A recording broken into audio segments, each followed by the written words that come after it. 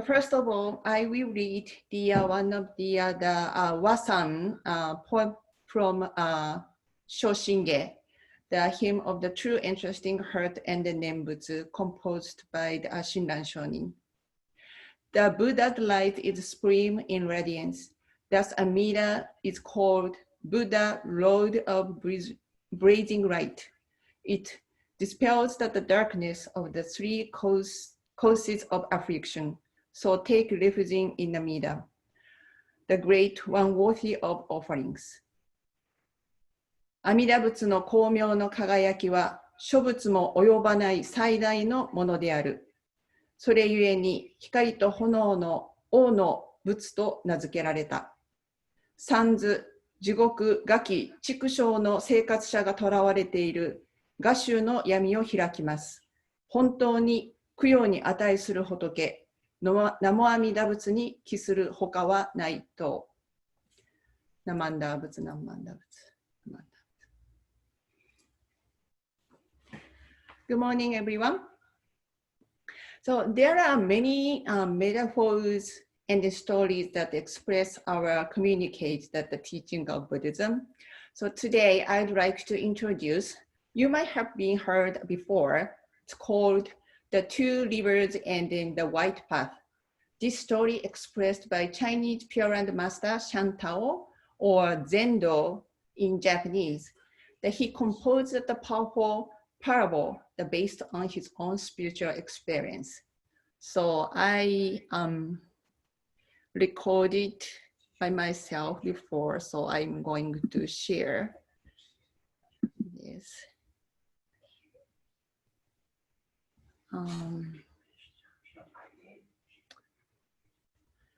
Sorry, I don't see myself. Here it is.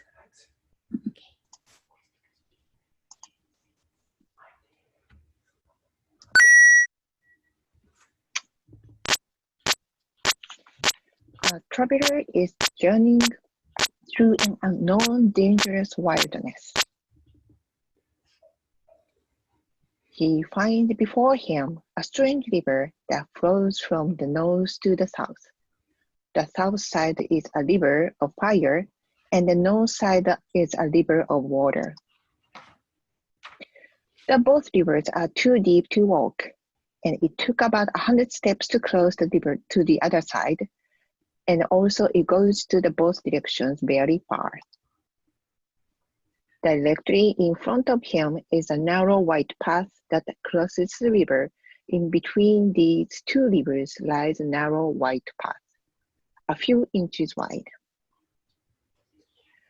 The white path's length is about 100 steps also. The river of water, the deep river, has a powerful current that overflows with dangerous waves, too rough to cross. The river of fire, flames blaze and leap high that reach 20 feet into the air. The flaming and high waves come toward to the white path, one after the other. A traveler arrives at the field before the river. Nobody was there.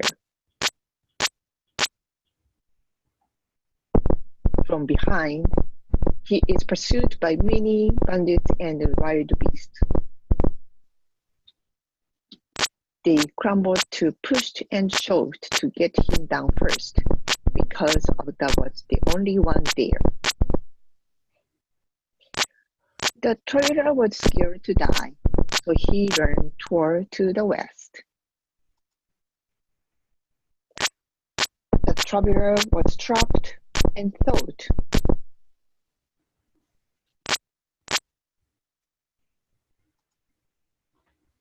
the river is running from the north to the south, and I see narrow white path.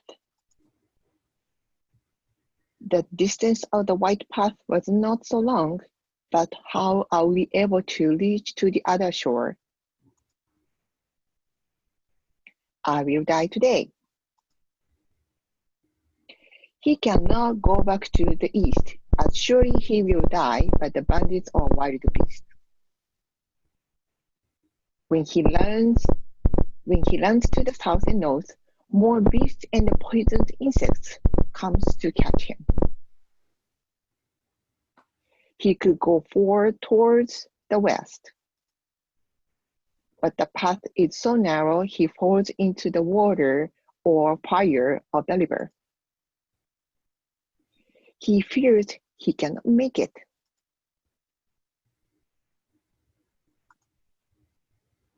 And he thought, if I go back, I will die. If I stay here, I will die. If I die anyway, I go forward to cross the white path to the west. There have been this path already. I must be able to make it.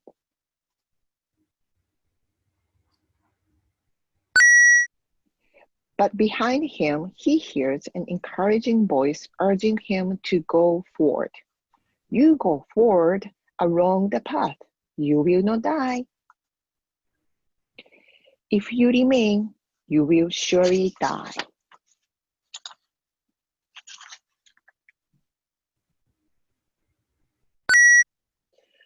From the other shore, he heard another voice saying, come just as you are, with singleness of heart. Do not fear the flames and the waves. I shall protect you.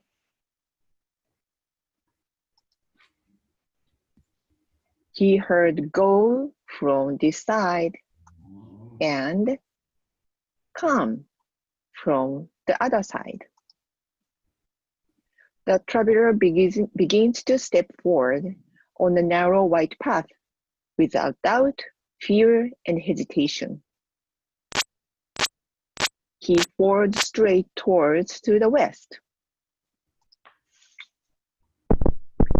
For a while later, from back of him, the bandits called him. Come back, the path is very dangerous. You cannot make it to the other side. You will die. We are not trying to kill you. But the traveler had never looked back behind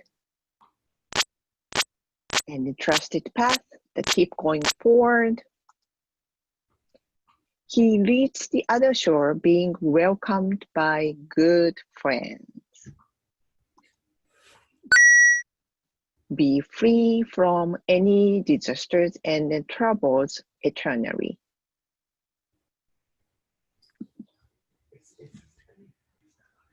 So this, it was a modern type of the picture of the story. And then this is the one very traditional, the picture of the story, the two rivers and then the white path. The eastern shore is the world of delusion, samsara. The western shore is the other shore of the enlightenment, nirvana, the Pure Land. The pursuing bandits and represent the attract teaching that in our world. So all promising immediate material benefits and psychological relief. They may provide temporary happiness, but not true liberation. The wild beasts represent our intellectual passions that binds us to this world of samsara. This could be our ego that looks out for itself first, the basic passions like food or money. The both pull us away from moving forward on the path. The river of our water that represents our greed, hindering us along our spiritual journey. The river of fire represents our anger, distracting our focus. We can easily become out of control. The few inches wide white path is a path of shinjin, interest or hurt. The voice urging us to take the path from this shore represents the teaching of Shakyamuni Buddha, historical Buddha, the urging to move forward on the path to the truth. We've never met him directly, but we are still hearing his teaching. As one pay attention, the urging of Shakyamuni, the aspiration to move forward becomes pure and powerful.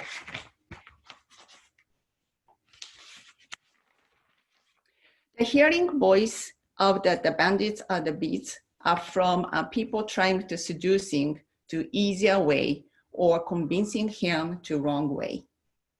The voice calling us from Western or the other shore represents Amida Buddha, the timeless Buddha, the calling us to take the path.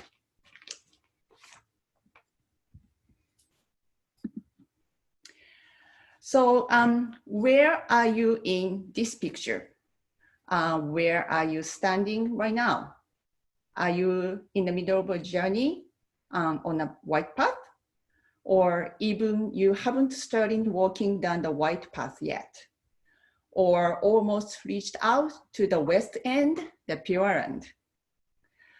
So Shantao Zendo Daishi composed this parable based on his own spiritual dilemma.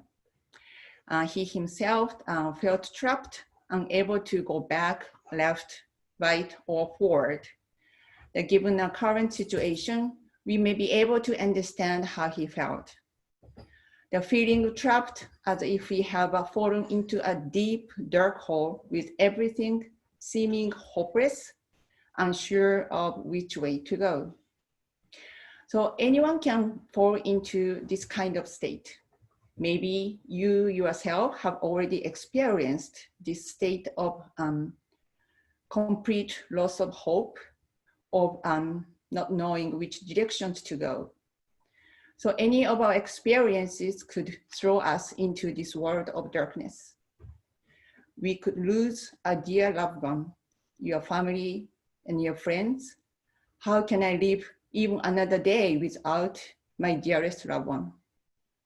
Or doctor could tell you that you have serious illness and then only a few months to live with no hope or cure.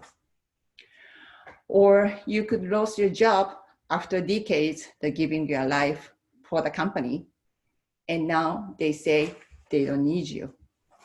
So any of our experiences that could throw us into the darkness, and anytime it could happen. We are also in the most difficult circumstance together right now. It has been more than 6 months under the sheltered situation under COVID-19. Who was able to imagine that it could be happen something like this? At the beginning of this year, 2020, what did you think about this year would be? We have been so anxious, so many things right now. Medical situations under this, going back to work, opening schools, missing socializing, sports, no treasures traveling around. We could feel totally trapped and so scared to lose a loved one or what might happen to ourselves. Meanwhile, we saw much more tragedies of this country. This country's deep and the troubling issue. The unforgettable history of discrimination, systemic and then structural racism, segregation issues that are still present here in Minnesota too. The most highest number of gun shooting and the murder all over this country, including our home Minnesota. The election is coming up soon. We do have fear and anxiousness. And are we in the middle of the white path with the crazy water waves and the flaming fire right now, right here? There are the light. Whatever we are doing, no matter of where we are, Amida Buddha never stopped calling us, come as you are. From the west side of the river to showing the directions to us as a light. The most important part of this story is the path. Tragedy, misfortune, failure, or disappointment, no matter what might happen to us in life, there is a path out of darkness is not lost. There is a path right in front of us, white path. Once we stepped on a step to move forward on a path, our journey of darkness has begun, and as light will be shine. The Raja Sutra describes Amida Buddha's primal vow, this primal vow that we must, above all things, listen to. Our Jodo Shinshu founder Shinran Shonin considered this 18th vow of 48 to be fundamental vow. It states, if when I attain Buddhahood, the sentient being of the 10 quarters, with sincere mind entrusting themselves, aspiring to be born in my land, and saying my name perhaps even 10 times, should not be born there, may I not attain the supreme enlightenment. If we find ourselves at such situation in which no progress in life, I hope we will step forward on a narrow white path that take us to the other shore of the truth and the enlightenment. The core Amida, it becomes single-minded and unshakable. This aspiration of supreme enlightenment is none other than the white path, now expanded and made safe, now an open passage through the flames of anger and the waves of greed. Amida Buddha's entrusting heart, the calling us, come as you are. At the end of today's talk, I'd like to introduce a poem by one of the Japanese famous poet, Mrs. Kaneko. She was also a songwriter. She wrote many children's songs. She grew up with the Jodo Shinshu family. Her life was unfortunate, but she wrote many beautiful poets and then still touched people's heart.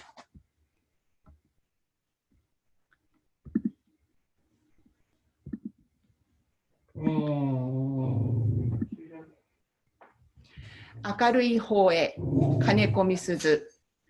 明るい方へ、明るい方へ。一つの葉でも日の漏るとこへ。やぶ影の草は明るい方へ、明るい方へ。羽は焦げよと日のあるとこへ。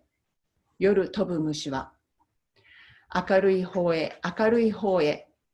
一部も広く日の差すとこへ。町に住む子供たちは。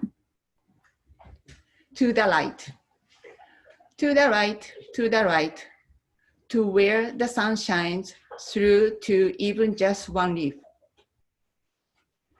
Plants in the shade of bushes. To the right, to where the candle burns, let wings be scorched. The creatures flying in the night. To the right, to where the sun beams down on the biggest piece of ground, kids who live in town. Please join me, Gasho. Namo Amida Butsu, Namo Amida Butsu, Namo Amida Butsu.